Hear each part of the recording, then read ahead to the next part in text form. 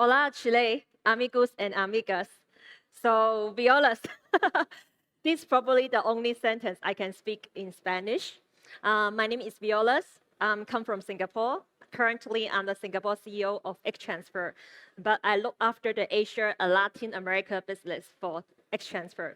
So, in short, who is XTransfer? XTransfer is the largest B2B cross-border payment company in all over the world. Right now, our market share is 5.1% of the total B2B cross-border payment.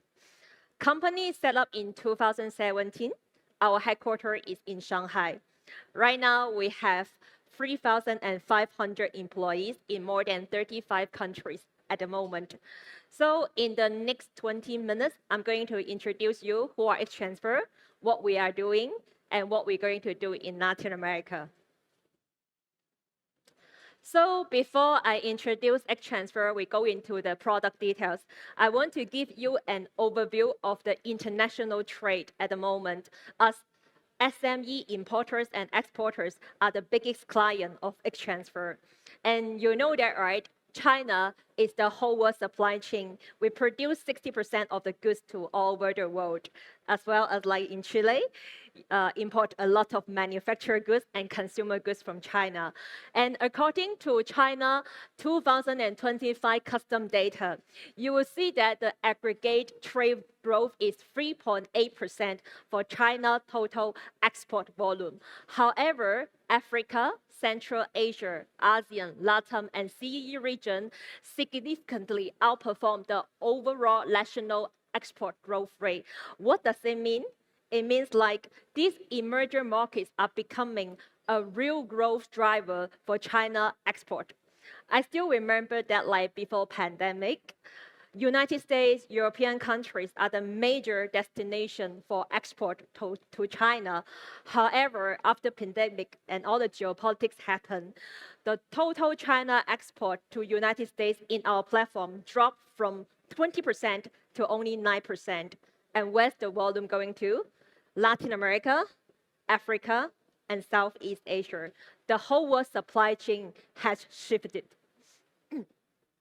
And not only from the volume perspective, but the value as well. In 2025, the whole world B2B cross-border trade payment, the valuation is 33 trillion of USD dollar. And you know how much percentage are processed by SMEs? 40%. So SME definitely is a dominant and major players in cross-border trade payment. That's exactly the clients we are serving at the moment. And if you think about like SME, are they only like doing low value, low end, thin margin, import, export these goods? But not actually right now. Especially for Chile, we did a study like previously, Chile importers, they buy a lot of like high-end optical instrument from European countries, but right now they are buying from China. So you are seeing that the infrastructure and the supply chain in a lot of emerging markets are upgrading, and they are shifting their supply chain from European countries, from states, and also diversify their suppliers in China as well. And regarding the trade payment behavior, to get secure the better supplies, the better products, and logistic arrangement between China and Latin America, they are willing to pay more advance payment and also requesting a short-term payment term. Also, there's a very interesting data in our platform. So in 2025, in XTransfer platform, we are seeing that our volume from Africa grew 300%, Latin America grew 80%, while ASEAN market grew 125%. This growth actually are significantly higher than the total China export growth rate. Why is like that? If you talk to those SME merchants, you know who are their biggest like providers for cross-border payment? You think, oh, maybe it's the banks, maybe it's the payment service provider, but actually it's not. They Actually, the biggest provider to them is we call underground banking or unauthorized operators. Why they use them? It's because in most emerging markets, the SME is very difficult for them to get the account open, or even they get the account open, the banks will easily freeze or close the account if they detect a potential risk. May not be a real risk, but potential risk. And they're very difficult to get USD liquidity from the banking partners because the banks will reserve all their resources and liquidity to big customers, the MNC and state-owned company. So for SMEs, it's not because they don't want to deal with the banks. It's the banks think they are too risky and the revenue earned from them is small. So they try to offboard them or abandon them. And XTransfer launched our solutions in Africa, in Latin America, and Southeast Asia since 2 years ago. And without a lot of promotion, the SME come to us, download our app, and start using us, even though like in the previous stage, our app is not very friendly to use. And the volume in this country grows significantly and make us the largest player in B2B cross-border trade payment. So I just touch base the challenge the SMEs right now facing in the market. Difficult onboarding, they use underground banking or unauthorized agents, so the funds will get frozen. And in some countries, especially in Africa, it's difficult to find USD liquidity and slow settlement and high fees. I'm born in China, so like I born in a city called Guangzhou. If you know about that, there's a Canton Fair twice a year. So I spoke to the factories and exporters there. They told me, like, Violas, I got 30 bank accounts and 30 bank cards, but you know what? All our bank accounts got frozen. I say, why? Why you not can use the bank? They say, because the bank doesn't want to serve us. And I have no choice but go for the underground banking. But if they receive money from the underground banking, because the source of fund may be suspicious and their accounts got frozen. So he joked with me saying that if in China you do import and export and your account never be frozen before, that means your business is not good. Currently, we onboarded more than 892,000 SMEs around the world. 60% of our clients are based in China mainland, while 40% are international clients.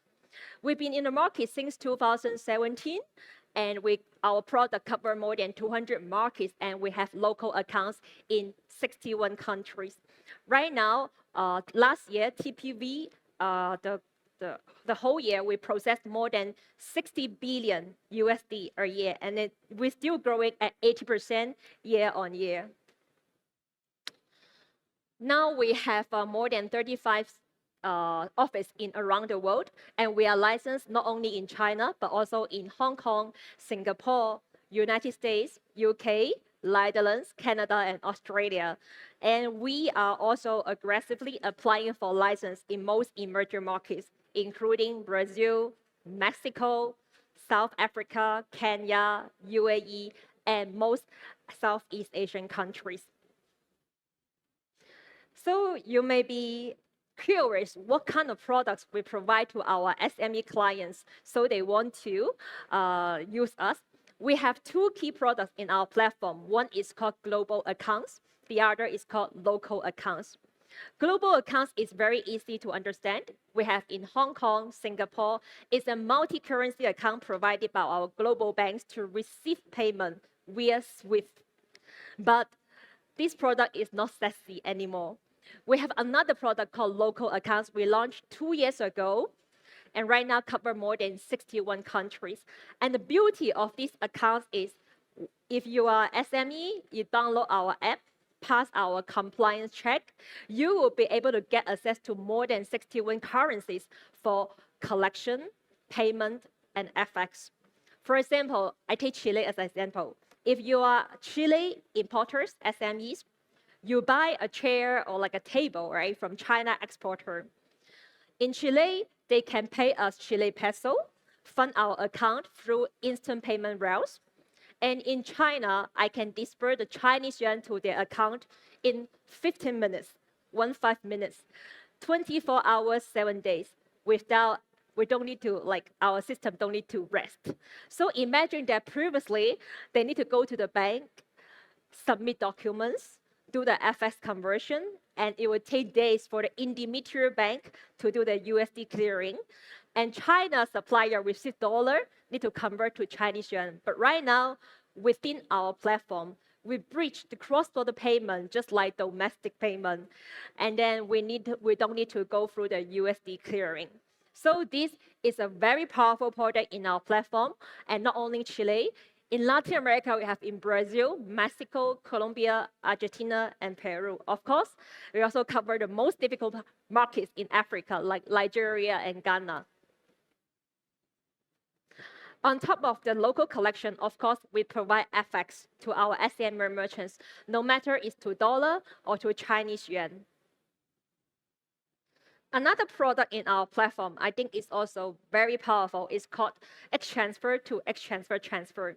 If saying that the China exporters and Chile importers are both our clients, they can do wallet-to-wallet transfer instantly without any fee. We are introducing this program right now when we expand globally. Ask the China suppliers to introduce their overseas buyers to also download our app and become our customers. And our vision is to become the world's largest B2B wallet for the SME clients. So you will be very curious and asking me, Violas, like there's so many cross-border payment companies in over the world. Some are also doing B2B payment. Why you guys can be so successful? And I always tell not only my FI partners, but also the regulators, to do B2B payment well, the most challenging part is not really how to build the FI network, but how to do well in risk management. If you look at the cross-border payment landscape, there's like credit card, like dominant player is Visa and Master. They already built a card scheme and they set up the card scheme risk management about this dispute, about fraud. And in remittance world, you also have dominant player, for example, like Remitly, like Western Union. Small ticket size also easy for risk management. However, for B2B, the traditional players are still the banks, but banks' risk appetite, they are different from bank to bank. They don't have the same rules, and then they don't have the same like standards, especially for import and export.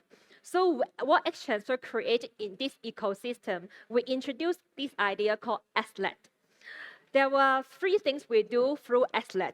The first thing is we introduce FI partners, including global banks, local banks and regional banks, and payment service provider to become our strategy partners in this XLET to form the financial institution layer for our cross-border payment. And the second important player in this ecosystem is the regulators and banks compliance. Not only need to convince the bank to build the FI layer for us, but also need to convince the regulators and banks compliance about like who are our clients, what's our risk management strategy, and why we can detect the risk and mitigate the risk well for the SME clients. So we align with them and build our own B2B risk management standards around the world with all the global banks, regional banks, and all the regulators in the world.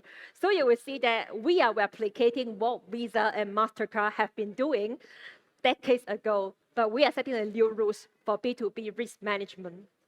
And by doing that, we want to build a bridge between the end merchants and the FI partners to make the SMEs get access to the FI services once again.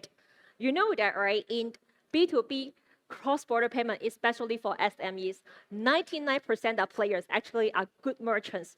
But we need to be able to detect the 1% bad guys, block them outside the ecosystem, and only channel the good customers to the FI partners and protect them. But we need to have the tools to detect that 1%. And how we do that? Of course, we cannot use so many human methods. Since 2021, we have processed 9 million transactions, collected more than 10 million trade documents, and we built our profiling for more than 19 million SMEs around the world. If we do that manually, we cannot achieve what we have right now.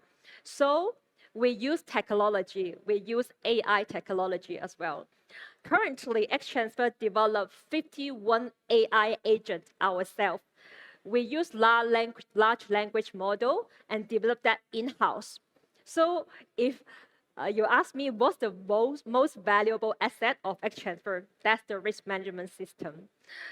Currently, 98.5% of our transactions actually are processed automatically, but our fraud ratio is only 0.003%. If you look at the fraud ratio in card payment, that's 1%. But our fraud ratio is 0.003%. That's the lowest in the industry. And our compliance cost is only 5% of a bank. So that's why we can scale so fast, because we can do the risk management well. The banks are willing to work with us, including the top-tier banks in all over the world. The regulators are happy with us because we solve the pain points of the SME, and the result is more and more clients onboarded with us. And then we have more and more data to train our AI to let our risk management more accurate. Now we have more than 71 trusted pilots of all over the world, including the top-tier banks, like shown in this screen. Now in Latin America, while we come to Chile, we want to talk to more banking partners, payment service providers, regulators in this region, to also share about our vision, our plan for the SME merchants. And we really want to build something seamless, cheap, and easy to use for the SMEs in Latin America. And what we created, the value for the SME here, we want to contribute 90% back to the SMEs and keep the 10% to our partners and us. And the vision is, from very beginning, our intention is to really help the SMEs, the underserved SMEs, to thrive and to go global and then make their business successful. I think that's all my sharing session today, and I welcome all the partners to share with, to work with us in this region. Thank you.